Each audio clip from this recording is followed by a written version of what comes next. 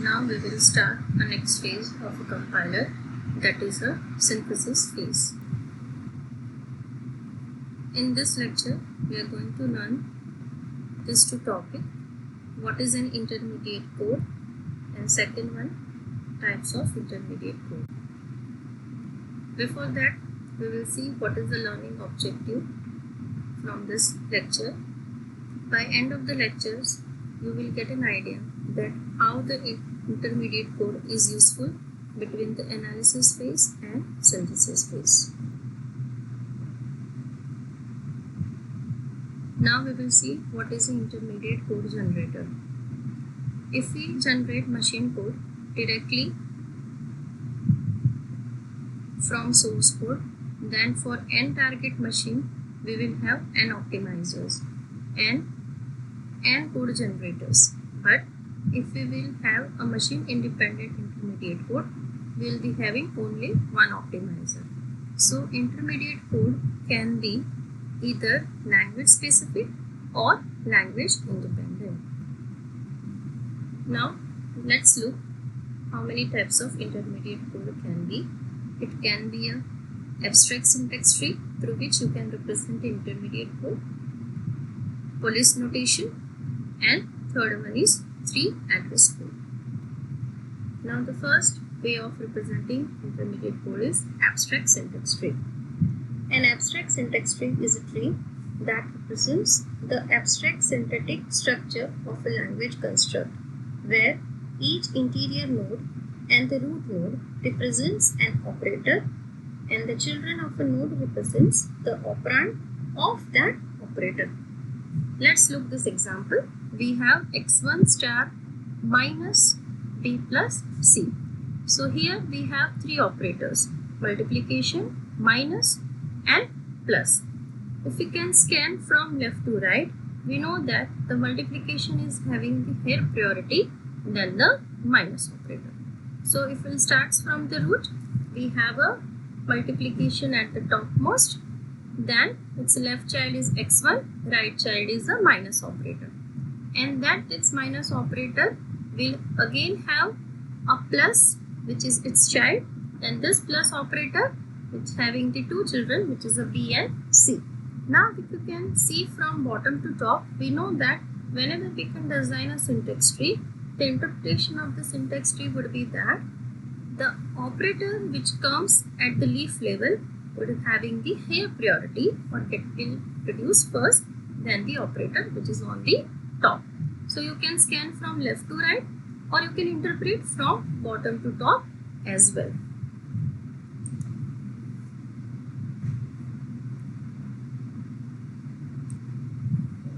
Now next is Polish notation.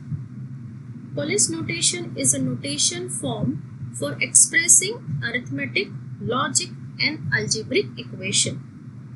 Here we are using postfix Polish notation. We will take the same example: x multiplication minus into the bracket b plus c. We will scan from right to left, and we know that the brackets which is having the higher precedence, which is going to be simplified first. So after doing the simplification of the brackets, we will get bc plus, which I have already underlined. Then it comes minus.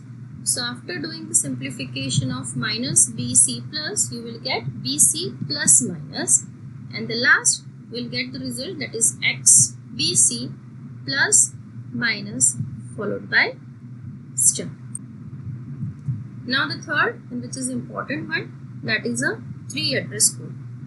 In tree address code, at most 3 addresses are used to represent any statement. It can be 1 address or 2 address or 3 address. If I want to describe into the journal form, A is equal to B or C, where A, B, C are operands that can be names, constants, or compiler generated temporaries. Compiler generated temporaries generated by the compiler when it solves the expression, like T1, T2, so on. Now, what are the different common types, or we can say common forms of three address instructions that we have to solve. The first one is assignment statement. We know that assignment statement we have maybe a unary operator or the binary operator. So by looking to the examples, you can see x equal to y op z, where op is nothing but the operator denotion, or x is equal to opy, where it denotes the unary operator. Second statement can be a copy statement, x equal to y. Simply whatever the content of y will be copied to x. Now the third one is conditional jump. Conditional jump, if some condition is satisfied, if x relational operator y go to L, if this condition is satisfied, jump to the location L, or the directly some implicit address will be specified. Unconditional jump, without any conditional checking, go to the location specified. Now procedure code, or we can say the function code. Param is a procedure, x call p, return y. So what actually the interpretation will be? P of x is some procedure, and after the completion of the procedure, it returns some value. Now, three address code representation form can be also be supported with the index assignment, or in other words, that when we want to solve certain example, and during those examples you can come up to some indices, or we can say the array assignments. So when we can simplify those statements according to the three address code, first thing we should clear that array with higher dimension need to be converted with one dimension array. That means it supports the array only with the one dimension. For an example, we have integer a of 5 having the value 53445. Suppose the base address is 5656. So the address of a of 2 will be the base address plus 8, because as it is an integer array, each field can occupy 4 bytes. So the address will be 5664. Now for an example, if you have a code like this, x equal to a of 5. What is the three address code for the given code? Answer is t1 equal to I into 4, because I can be any index which can be multiplied into the 4. t2 is equal to a1 plus t1. That means what? Whatever the base address that we are getting plus the base address of these indices, and finally this t2 will be assigned to x. Now how do we generate three address codes? We are taking some examples.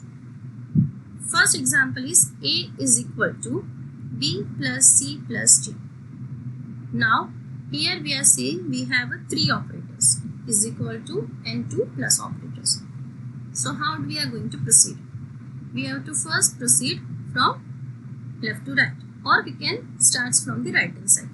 So in the right hand side we have two plus operator, which is to be selected, as we know that plus is left associative. So we have to scan from first one. So we have encircled it. B plus C is going to be evaluated first, then B plus C plus D, and finally all together. So how do I represent? For an example, you can take T1 as a temporary variable. T1 is equal to B plus C, as we have discussed just now. Next time T2 is equal to, next call is T2 is equal to T1 plus D. T1 is nothing but the B plus C, the second answer, and the final answer of T2 is going to be assigned to A. Now one more example that we are going to see over here. Minus into the bracket A star B bracket over plus into the bracket C plus D bracket over minus into the bracket A plus B plus C plus D bracket over. Here unary operators have higher precedence over the binary operators. So if you see the solution, first what we are doing is we are first simplifying this A star B, which I am going to put into the T1 as minus A star B will be considering as single operator, or we can say the unary operators. So T2 is equal to minus T1. Third step, T3 is equal to C plus D. The second expression that we are going to evaluate. T4 is equal to T1 plus T3. T5 is equal to A plus B. T6 is equal to T3 plus T5. And T7 is equal to T4 minus T6.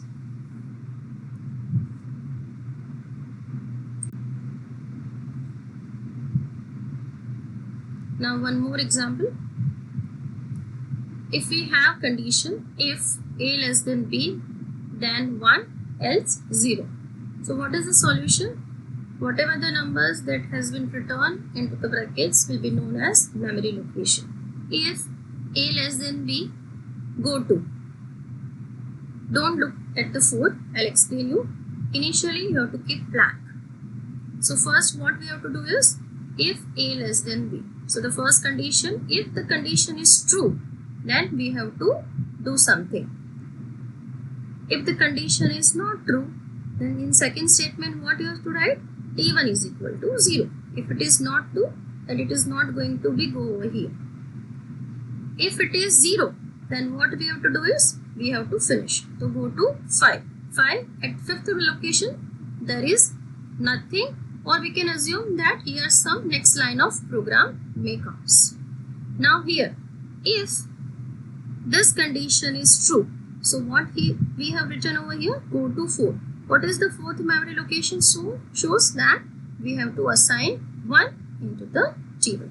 So likewise you have to simplify it.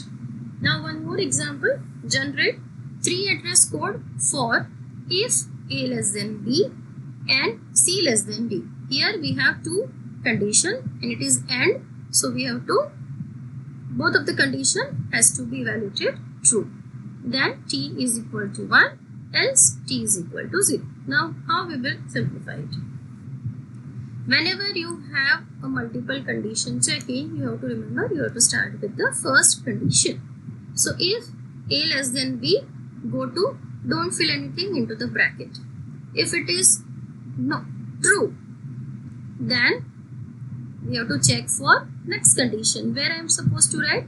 So whenever you can simplify it, you first try to find out if the condition is true.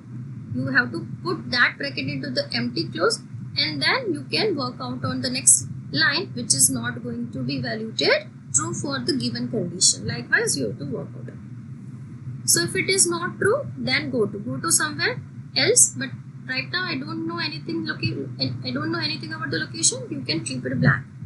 Now if this condition is true, what we have written? Go to 3. What is the third line or the third memory location suggest? If, next condition check. If C less than D, then go to 6. What is the 6th location says? You have to assign the value of T1. For an example, if this is true, but this is not true, then what happened? At the line number 4, it shows that T is equal to 0. If this is not there, then go to 7. If none of the conditions will be true, then you have to go to the line number 7. Line number 7 is nothing. If come out from the both of the condition true, then again it goes to the line number 7.